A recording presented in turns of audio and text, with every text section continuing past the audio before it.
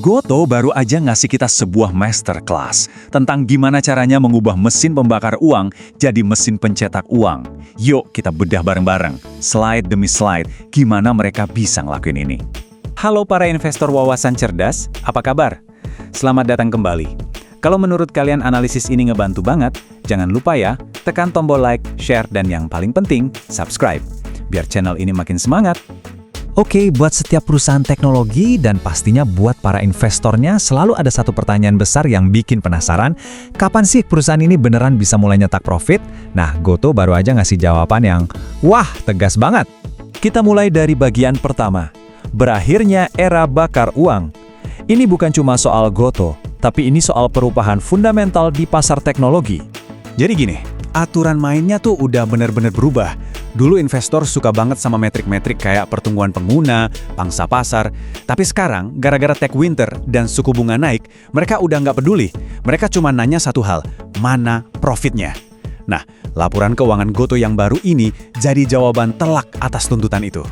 Lanjut ke bagian kedua, kita lihat gimana strategi intinya.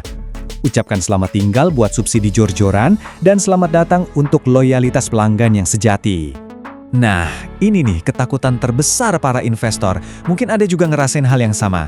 Anggapannya kan, pelanggan itu nggak loyal, mereka cuma ngejar promo. Kalau subsidi di stop, pasti pendapatannya langsung ambruk. Mitos ini benar-benar dipatahin sama Goto. Coba perhatiin angka-angka ini. Ini langkah yang super berani dari manajemen Goto. Mereka pangkas biaya insentif pelanggan, gampangnya bakar duit buat promo, dari hampir 3,5 triliun rupiah di 2022, jadi di bawah 3 triliun di 2023. Gede banget ini potongannya loh. Logikanya, kalau promo dikurangin, pendapatan harusnya turun dong. Tapi yang terjadi malah sebaliknya. Pendapatan bersih dari layanan on-demand kayak Gojek itu malah meroket 16% setahun. Gimana bisa kan? Luar biasa. Jadi, ini ngebuktiin dua hal penting. Pertama, Goto punya yang namanya pricing power. Mereka bisa naikin harga tanpa ditinggal pelanggan. Dan kedua, ekosistem mereka itu lengket banget atau sticky. Pelanggan setia bukan karena diskon, tapi karena udah nyaman sama layanannya. Oke, kita masuk ke pilar kedua transformasinya. Ini bukan cuma soal motong promo ke pelanggan, tapi juga soal diet ketat di internal perusahaan. Benar-benar berbenah di dalam. Lihat data ini deh. Goto itu ngerampingin dapur mereka sendiri. Beban umum dan administrasi ditekan dari 4,39 triliun di 2022 jadi 3,98 triliun di 2023. Ini nunjukin efisiensi yang serius banget di tingkat korporat. Hasilnya apa? Ya, Goto jadi jauh lebih ramping dan lincah. Strukturnya lebih gesit, dan yang paling penting nih buat kita para investor, modal atau duit perusahaan sekarang cuma dipakai buat hal-hal yang ngasih imbal hasil tinggi. Nggak ada lagi tuh yang namanya buang-buang duit. Dan sekarang kita sampai di puncaknya. Bukti pamungkas dari semua ini. Titik balik arus kas. Ini dia bagian yang paling ditunggu-tunggu sama investor kakap. Sebelum kita lihat angkanya, penting banget buat ngerti konsep ini, operating leverage. Ini tuh kayak semacam sihir dalam keuangan. Ketika pendapatan naiknya lebih kencang dari biaya, profitabilitasnya bisa meledak secara eksponensial. Dan inilah yang terjadi di Goto. Bukti pertama, EBITDA yang disesuaikan untuk layanan on-demand itu meroket 105% sampai 1,4 triliun rupiah. Ini bukan pertumbuhan biasa, ini pertumbuhan yang eksplosif. Ini hasil langsung dari efisiensi yang mereka lakuin. Dampaknya kelihatan banget di seluruh perusahaan. Lihat gimana ruginya menyusut drastis. Dari rugi 5,46 triliun di tahun 2022, jadi cuma sisa 1,5 triliun di 2023. Itu perbaikan sebesar 73%. Gila kan? Tapi, dari semua metrik, ini juaranya. Arus kas operasi yang positif. Ini adalah holy grail piala sucinya proses turnaround. Kenapa? Karena ini bukti matematis kalau bisnisnya sekarang udah bisa ngebiayain dirinya sendiri. Dan inilah momen mic drop-nya. Sepanjang tahun 2023, operasional Goto itu masih minus 622 miliar, masih bakar duit. Tapi lihat, di kuartal pertama 2024, boom, angkanya berbalik jadi positif 307 miliar rupiah. Artinya, mereka resmi berhenti bakar uang investor dan mulai menghasilkan uang dari operasionalnya sendiri. Oke, jadi apa artinya semua ini buat kita sebagai investor? Ini ngebentuk sebuah tesis investasi yang baru dan jujur aja sangat kuat untuk Goto. Pertama-tama, lihat posisi kas mereka. Mereka punya tumpukan kas setara 21,75 triliun rupiah. Dan karena operasionalnya udah positif, uang ini bukan lagi buat nutupin kerugian. Ini amunisi super kuat buat pertumbuhan di masa depan. Jadi, inilah realitas baru Gotoh. Pertumbuhan berkualitas bukan lagi pertumbuhan cepat yang semu. Operasi yang bisa ngebiayain dirinya sendiri. Dan yang terpenting, mereka udah bertransformasi jadi perusahaan teknologi yang dewasa dan fokus sama profit. Kesimpulannya jelas banget dan kuat. Gotoh itu udah lulus dari arena bakar uang. Mereka sekarang main di liga yang beda. Permainannya adalah profitabilitas. Perjalanan ini keren banget, tapi belum selesai. Di pembahasan berikutnya, kita bakal kupas tuntas manuver Gotoh yang paling cerdas. Gimana caranya mereka mengubah beban Tokopedia jadi mesin penghasil uang pasif? Penasaran kan? Sampai ketemu di sana! Oke para investor, selamat datang. Pernah kebayang nggak ada sebuah perusahaan raksasa yang berhasil mengubah beban terbesarnya menjadi mesin uang pasif yang terus mengalir? Nah, itulah yang akan kita bedah tuntas hari ini. Anggap saja ini masterclass bisnis dari GTOTO, sebuah manuver korporasi yang menurut saya wajib banget dipahami oleh setiap investor di bursa kita. Yuk, langsung kita mulai. Coba deh resapi kutipan ini. Terkadang, langkah terbaik untuk menyelamatkan kapal yang berat adalah dengan melepaskan jangkar terbesarnya. Kalimat ini bukan cuma kata-kata bijak biasa loh. Ini adalah inti cetak biru dari keseluruhan strategi Gotoh yang akan kita bahas. Dan jangkar inilah yang jadi pusat cerita kita. Mari kita lihat lebih dalam, apa sih dilema sang jangkar ini? Oke, babak pertama kita sebut dilema sang jangkar. Jadi gini, di satu sisi, Tokopedia itu ibarat permata mahkota Gotoh. Aset paling kinclong, paling gede. Tapi, di balik kilaunya itu ternyata ada beban yang luar biasa berat. Nah, mari kita bedah dilema ini. Nah, visual ini menjelaskan semuanya dengan sempurna. Di kiri kita lihat Tokopedia itu kontribusinya raksasa, nilai transaksinya gede banget. Tapi, coba lihat yang di kanan, ini dia kenyataan pahitnya. Industri e-commerce itu butuh modal tebal, butuh bakar uang terus-terusan buat subsidi, promo, logistik. Api ini nih yang terus-terusan menggerogoti kas Gotoh. Dan disinilah titik baliknya. Manajemen Gotoh akhirnya sadar, di zaman sekarang, di mana investor udah nggak lagi cuma lihat pertumbuhan, tapi nuntut profit, model bakar uang ini jelas udah nggak bisa dipertahankan. Mereka dihadapkan pada pilihan, terus bakar uang sampai hangus, atau putar haluan secara radikal. Dan untungnya, mereka memilih yang kedua. Sekarang kita masuk ke babak kedua, seni melepaskan. Kalau masalahnya adalah jangkar yang terlalu berat, ya solusinya adalah dengan melepasnya kan? Tapi Gotoh nggak cuma asal buang jangkar itu ke laut. Oh tidak, mereka melakukannya dengan sangat elegan dan cerdas lewat sebuah kemitraan strategis dengan raksasa global TikTok. Dan inilah kesepakatannya, terjadi pada Januari 2024. Strukturnya simple tapi dampaknya luar biasa. TikTok jadi pemegang kendali baru dengan 75,01% saham, sementara Gotoh mundur jadi pemegang saham minoritas, tapi tetap signifikan dengan porsi 24,99%. Satu langkah yang mengubah peta permainan. Kata kuncinya di sini adalah dekonsolidasi. Tenang, ini nggak serumit kedengarannya.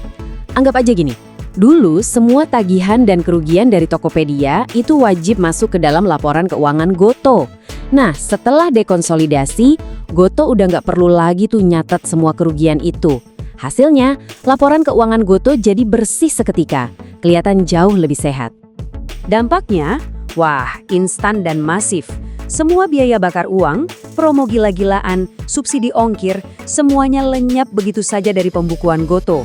Jangkar itu benar-benar sudah terlepas. Dan hei, jangan salah, Gotoh nggak pergi dengan tangan kosong. Mereka masih punya aset di Tokopedia yang nilainya hampir 10 triliun rupiah. Cerdas! Oke, sekarang kita sampai di bagian paling jenius dari semua ini. Babak ketiga, mengubah beban jadi mesin uang. Gotoh itu nggak cuma berhenti di buang masalah ya. Mereka dengan sangat brilian mengubah masalah itu menjadi sumber pendapatan baru dengan margin keuntungan yang tebal banget. Lihat deh transformasi model bisnis ini. Sebelumnya, GOTO adalah operatornya yang nanggung semua biaya. Setelah kesepakatan, posisi mereka berubah. Mereka jadi mitra strategis yang nggak lagi pusing soal operasional, tapi malah dapat uang sewa atau royalti pasif dari setiap transaksi yang terjadi di Tokopedia. Jenius kan? Nah, dalam bahasa bisnis, ini namanya transformasi dari cost center atau pusat biaya yang terus makan duit menjadi profit center, alias pusat laba yang justru menghasilkan uang secara pasif buat Goto. Mereka tetap kecipratan untung dari pertumbuhan e-commerce tanpa harus ikut merasakan pusingnya bakar uang. Dan ini bukan cuma teori loh, lihat sendiri datanya di grafik ini. Pendapatan pasif yang diterima Goto ini, yang namanya imbalan jasa e-commerce, langsung melonjak signifikan cuma dalam setahun. Angka nggak pernah bohong kan? Ini bukti nyata strateginya berhasil. Dan inilah puncaknya. Lihat angka fantastis ini, 572,18 miliar rupiah. Ini adalah laba usaha dari segmen e-commerce. Ingat ya, segmen yang sama yang dulunya membakar triliunan rupiah, sekarang malah menyumbang laba ratusan miliar. Ini sih turnaround yang luar biasa. Oke, babak terakhir, babak baru dimulai. Setelah kita bedah semua strategi brilian ini, pertanyaannya sekarang adalah, so what? Apa artinya ini semua buat kita para investor? Pelajaran apa yang bisa kita ambil? Pelajaran utamanya, ini adalah sinyal kuat. Sinyal bahwa Goto sekarang dipimpin oleh tim yang rasional, yang fokusnya profitabilitas jangka panjang, bukan lagi soal ego jadi nomor satu dengan cara bakar uang. Mereka sedang membangun fondasi bisnis yang jauh lebih sehat dan kokoh untuk masa depan. Jadi sekarang jangkar e-commerce yang super berat itu sudah terangkat. Pertanyaannya, kapal Goto ini mau berlayar kemana selanjutnya? Manuver ini bukan cuma soal bertahan hidup loh. Ini tentang membebaskan sumber daya dan energi untuk fokus ke mesin pertumbuhan mereka yang sebenarnya. Dan mesin pertumbuhan itu ada di segmen fintech. Nah, di pembahasan kita berikutnya, kita akan kupas tuntas potensi ledakan di bisnis pay later Goto. Dan yang paling penting, bagaimana semua ini berpotensi membawa Goto ke titik impian semua perusahaan teknologi. Arus kas operasi yang positif. Pastikan Anda nggak ketinggalan. Sampai jumpa di pembahasan selanjutnya. Oke, mari kita bahas Goto. Tapi kali ini, coba kita lupakan sejenak soal naik turun harga sahamnya yang mungkin bikin deg-degan. Hari ini, kita mau bongkar tuntas mesin keuangannya. Kita lihat jeroannya. Untuk menjawab satu pertanyaan penting, beneran nggak sih raksasa ini sedang berada di sebuah titik balik yang krusial? Nah, ini pemikiran pembuka khusus buat Anda semua para investor yang udah ngikutin jatuh bangunnya Goto. Kalau dulu mungkin pertanyaannya, bisa survive nggak ya perusahaan ini? Sekarang, pertanyaannya udah beda. Bukan lagi soal bertahan hidup, tapi mau melesat kemana Goto setelah ini? Oke, ini dia peta pembahasan kita. Kita akan mulai dari titik baliknya, lalu kita lihat bukti yang nggak bisa dibantah, yaitu arus kas. Kemudian kita akan bongkar mesin pertumbuhan barunya, memahami kekuatan ekosistem di baliknya, ngintip seberapa kokoh benteng keuangannya, dan terakhir kita hadapi realitas sebagai investor. Siap? Mari kita mulai.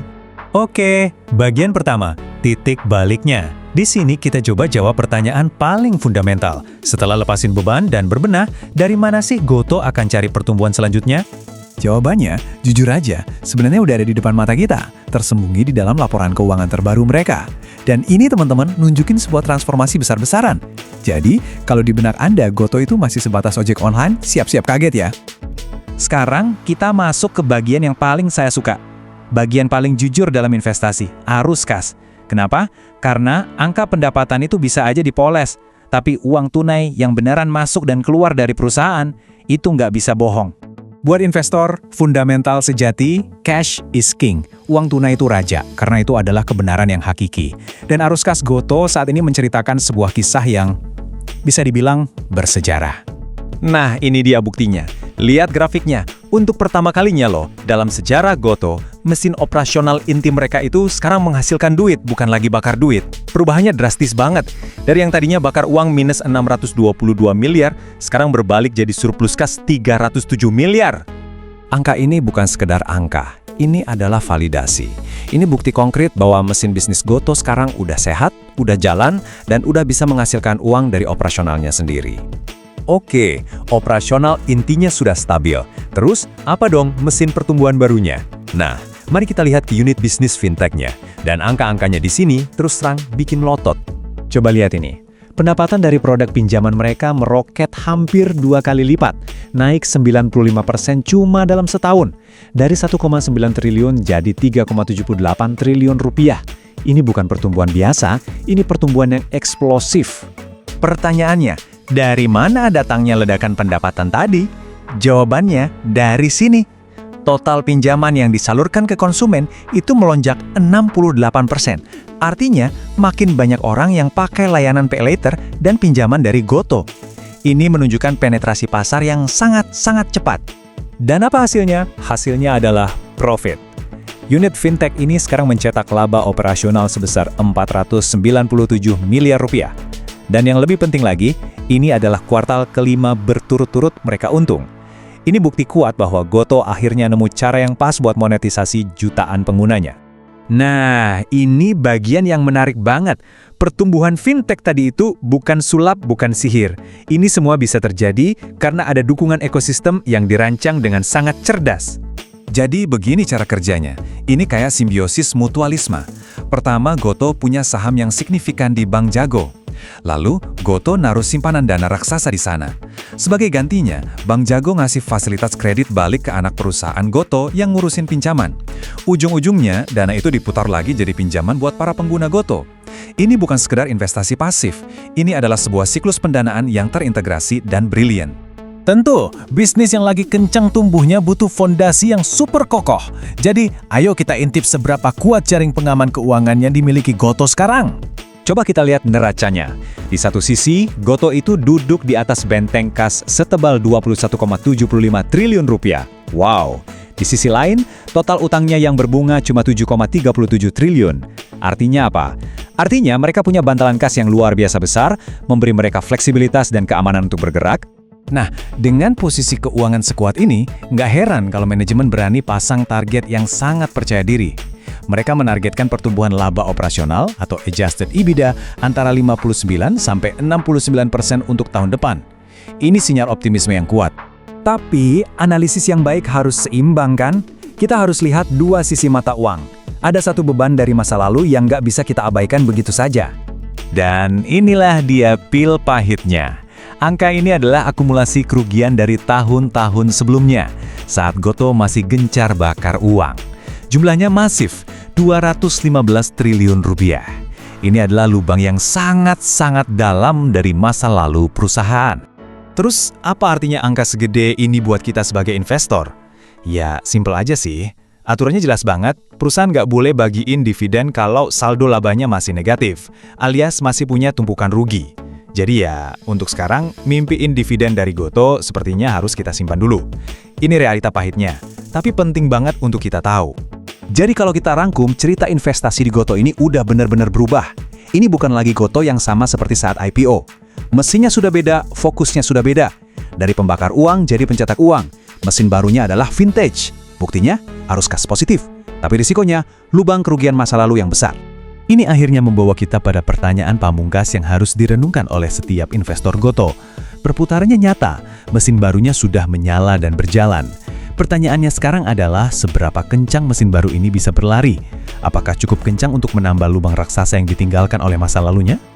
Oke, sebagai penutup penting banget untuk saya tekankan ya, semua pembahasan kita hari ini tujuannya murni untuk informasi dan edukasi. Ini bukan ajakan untuk membeli atau menjual saham Goto.